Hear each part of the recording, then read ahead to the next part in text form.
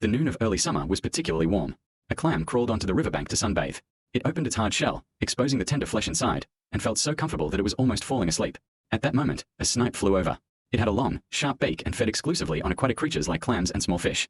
As soon as it spotted the clam on the riverbank, the snipe immediately set its sights on this lunch. The snipe swooped down in an instant and used its sharp beak to peck at the clam's flesh. Frightened, the clam quickly closed its shell with a click and just happened to clamp the snipe's beak tightly. The snipe fluttered its wings in pain and shouted, "Let go. Otherwise, I'll let you die of thirst on the beach."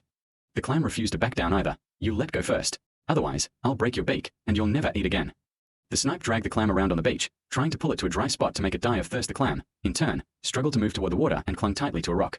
They argued fiercely, their faces flushed with anger, and neither was willing to let go first. Just as they were locked in an unyielding quarrel, a fisherman passed by carrying a fishing fork. He saw the snipe and clam in a deadlock from a distance, and his eyes lit up at once. What great luck today, neither of these treasures can escape. The fisherman walked over, and without exerting any effort, he grabbed the snipe with one hand and picked up the clam with the other, then put them directly into his fish basket. Only then did the snipe and the clam realize what had happened. After quarreling for so long, they both ended up as the fisherman's spoils of war. The fisherman sat on his boat, tied up the snipe, put the clam into a bucket, and said cheerfully, "I'll be able to make snipe and clam soup tonight." As for the snipe and the clam, one tied up, the other trapped in the bucket, it was too late for them to regret. When he returned to the fishing village, the fisherman told the villagers about this incident, and everyone laughed. They insisted on fighting to the death, and in the end, you got the benefit. The fisherman said, "This is what happens when you quarrel and both end up hurt. Only by knowing how to give in can both sides win." The villagers' wives told their children this story, saying, "When you play with other kids in the future, don't learn from the snipe and the clam. Quarreling over trivial things will only let others take advantage." The children nodded and said, "I'll learn to give in to others."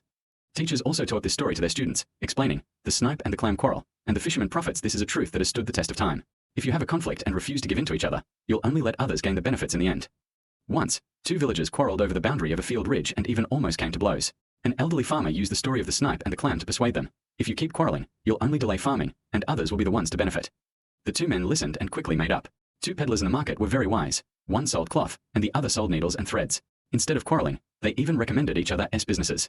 Customers could buy everything they needed in one go, and both of their businesses grew better and better. This is mutual benefit. Later, only the snipe's feathers and the clam's empty shell remained on the riverbank. Their story has been passed down to this day, serving as a reminder for us not to be like the unyielding snipe and clam. Let us highlight the key point. The snipe and the clam quarrel is not just a story for us to watch for fun. It reminds us, when facing a conflict, don't insist on confronting it head-on. Learn to give in and communicate. Only then can you avoid both sides suffering losses, and this is the wisest way to act.